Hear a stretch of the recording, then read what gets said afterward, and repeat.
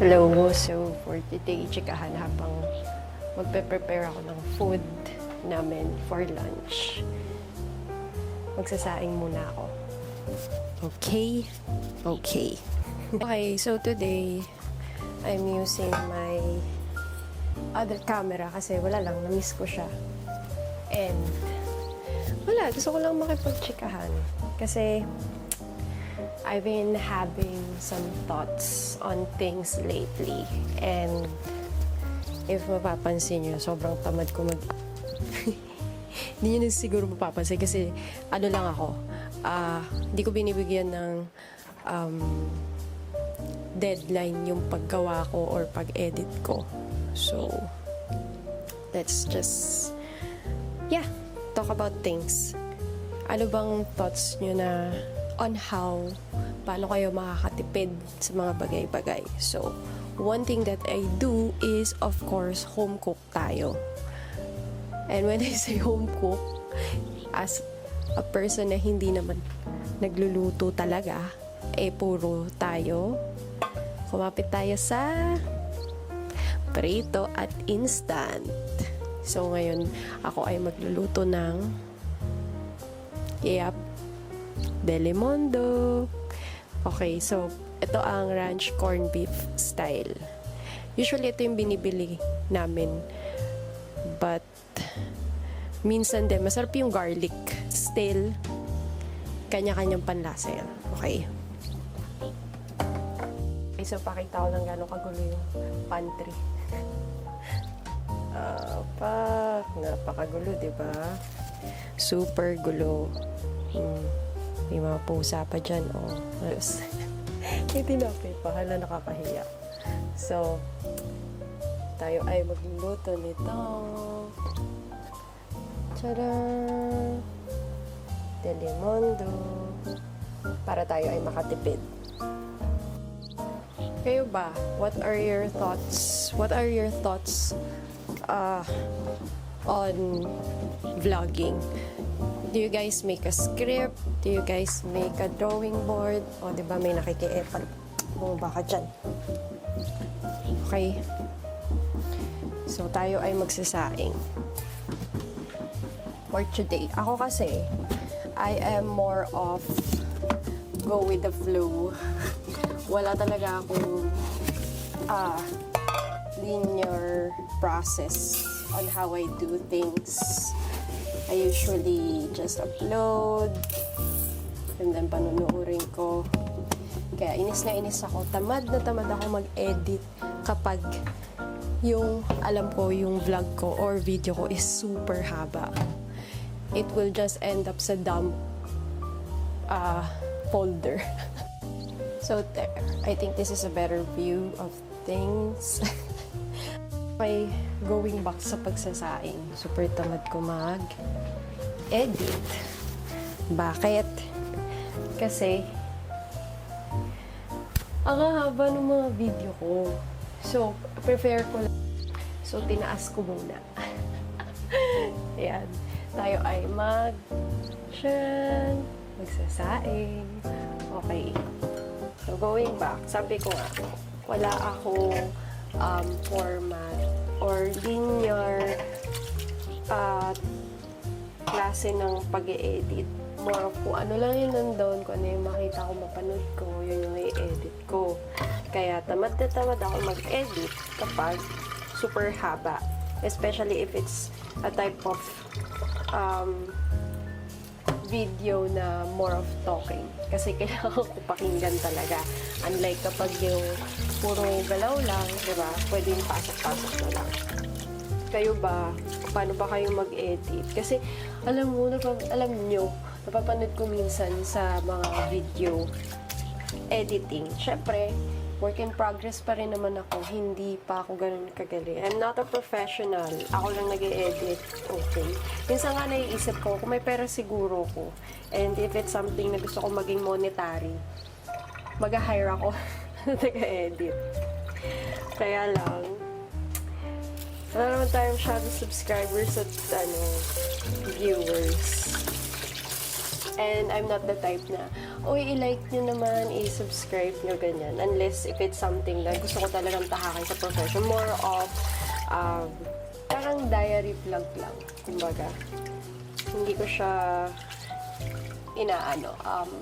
ino-obligate yung sarili ko na gawin. So, kung mapapansin nyo, inconsistent yung pag-upload ko. Sometimes, magkasunod na week in a row. Sometimes, it would take a month or 2. Kasi, kung maisipan ko lang, tulad nito, naisipan ko lang siyang gawin. Kasi tahimik at payapa yung paligid. Masarap mag-vlog at malinis yung bahay. Kasi lagi akong, ano ba yun, nawawalan ako ng gana mag-edit, kumilos kapag magulo yung bahay. So, bubuhos ko na lang yung oras ko sa paglilinis. And, pagtapos na ako maglinis, wala na akong time, diretso work. So, pagoda ang ate nyo. Okay. So, ngayon, medyo may time tayo. And, nahirapan ako lately matulog. I'm not sure why. Maybe it's because yung vitamins na iniinom ko is kulang na. Okay. Wait, cut ko lang pa. Kayo, ilang beses kayo maghugas ng kanin, ay ng bigas, bago nyo siya isalang. Ako, hanggang mawala yung parang malabo. Yung malabo, ayan o, kapag clear na siya, medyo clear na yung tubig, dun ko na siya tatakalin kung gaano karaming tubig yung nilalagay ko. So, eto na. I'm already doing it. Oh yeah. Inabot na tayo ilang oras kakapwesto ng camera. So pa yun, nanghirap set up ng camera lagi. Yung audio, doon na ubos yung oras. Ang hirap maging consistent. Ang hirap Pero sabi nga nila, if you love what you're doing, it's something that you shouldn't feel tired of. So, yeah. And lately, ang dami ko ng backlog sa video. Yung simula nung parang kabibili ko lang ng isa kong camera hanggang ngayon. Hindi ko nga siya magamit ngayon as pang vlog sana para mas kita yung paligid. Kasi mas wide yung kuha nun. Unlike this, more of headshot lang. Yan, ganyan. Kasi yung lente ko ganun. So, anong tawag dito? Hindi ko pa siya nalilinis. Ang dami ng video, hindi ko pa nasusort. Tamad na tamad ako lately. Maybe factor din yung panahon na tag-ulan. 'Di ba? Tag-ulan eh. Masarap lang humilata, tapos magsiselfie ka lang, pakain-kain sa gedli-gedli, nood-nood, ng movies, horror movies, di ba? O, ayan. Ito yung sinasabi kong clear na. So, we're done with that. Saing. Punasan. Ilagay tinay. At ating isalaw. Okay.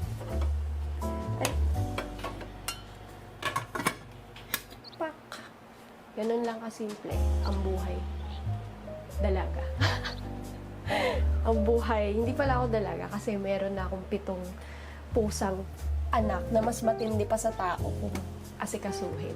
Kasi grabe. Okay, next thing na gagawin natin, so make sure binaba nyo yung sinaing. So, sino na nabiktima dito na akala nyo binaba yung sinaing and then pagdating ng 12 or pagdating ng lunch hindi nyo pala na isalang.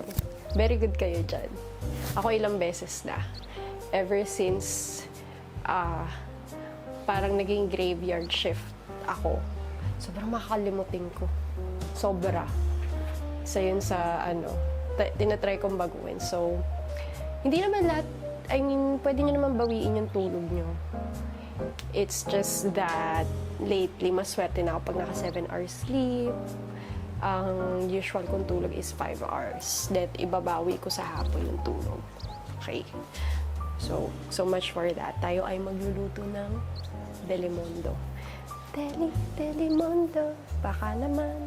Oo nga pala, umorder din ako ng lutong ulam. Dito kasi sa community namin ay sobrang, ewan ko, yun yung gusto ko dito, sobrang friendly nila, and sobrang convenient, if I may say so, kasi may page kami, like, dun sila nagpo-post na everyday may lutong ulam, so me, as hindi naman talaga pala luto, is ang sarap ng mga lutong bahay nila. At ang maganda pa dun, hindi ka magbabayad ng fee. Kasi, door-to-door na nila i-deliver sa'yo. Kasi, sa ibang unit lang naman sila dito. Okay. So, ipa-partner, parang ayoko nito eh. Nag-iisip ako na something prito kasi yung in-order kong ulam ay ginataang kalabasa. So, para mas masarap siyang iterno sa prito. Ang kaso, wala na akong time mag-defrost. Okay. So, hanap ako muna kung ano yung mahanap ko dito. Okay, so tinry kong ilipat yung angle ng camera. Because that's not the side of my face na maganda. Pero, yeah, we'll try this one. But masyadong mataas. Sorry na pagbigyan nyo na ako. Nasa cupboard yung camera ko. Wala akong mapwestuhan. Okay? And yung gamit kong stand is ano lang, ano ba ang tawag dun? Yung maliit lang siyang stand, yung tripod ko nandun sa gilid. Ang hirap niya i-set up. Kasi sobrang ano siya, yung pang talagang pang professional, sobrang luma na, kumbaga. So, yeah. So, I decided na ayoko pala ng Delimondo. Parang mas gusto ko to. Meatloaf na lang. Ay, kaso meatloaf na pala yung inulam namin nakaraan. Alam nyo, hindi na lang ako magluluto. Yun na lang na pag-decidean ko. Ano na lang, like Spanish sardines. Yun na lang uulamin ko. Ito yung favorite ko. Tapos umuulan-ulan pa. Ay, sarap. Ayan na lang ang ating kakainin. Magtsikahan na lang tayo habang inaantay ko yung sinaing. Total, anong oras na rin eh. 'Di ba? So, less hugasin pa. Yun yung, I mean, siguro kaya ko naman potentially na, wait, ang labo ng camera. Yun yung as I was saying. May nag-aaway doon na pusa. Ano ba naman yan? Yan, my everyday life. Try having 7 cats.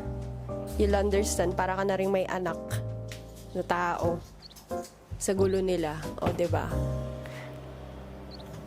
Tingnan mo tong isang to. Wait lang. So, di na lang tayo magluluto, no? Magana na lang ako. Spanish sardines na lang ang ating iteterno. Okay. Yan na. Sobrang likot na po nila. Kita nyo gaano sila kalikot. Dahil lang sa punyetang straw. Panda. Panda is special kasi meron siyang hearing problem. Hindi siya nakakarinig. So, usually kapag may gagawin or gusto ko siyang pasunurin is more on isi-signal ko. Meron akong laser light. Hey! Oh, ito sapat to. Come here. Look, ang galing niya. Para siyang aso, i-fetch na. Grabe yung obsession niya sa straw. Yan nyo, Asa na? Asa na? Asa na? Wala, nakinuha na ni Nala. Ayun o. Ito o. Go get it. Come. Tapos dadali niya ulit doon. Ganyan siya. Okay. So, I need to charge my camera. Nag-uumpisa na rin uminit. Yeah. So, I'll give an update kapag tapos na yung sinaing. Okay? And, mag-ano lang din ako, maghilamos. Tingnan nyo, oh, may pimple lang. Galing. Okay. So, nagpalit muna ako ng camera dahil lobat na tong isa ko. Kaya, dito muna tayo sa isa kong camera. Para naman ito may chika natin kasi dito na yung food, ito yung in-order. Tapos sabi ng seller, nila sa doorknob. Eh, kanina pa ako nandito. Feeling ko hindi ko nadinig. So, ito ang aming gulay. See? Wow, look at that. Tignan natin. Wait. So, ating i-pwesto. Ito na lang ang ating inaantay. Ito ang ating julams. Wow! Look at that. Look, please. Ang ating inspector. Okay, so, antay ng sinaing. Ako'y maghahain na. At later, ako naman ay mag-i-edit. Okay. So, may nakikisali. Grease. Ano masasabi? Ano masasabi? Ay! No, that's not your food. That's not your food. Ayun na sila. Ayun na sila. Ulam sa chopping. Ano yun? Plano mo. Magbabike ka ba? Sarap! Ang sarap!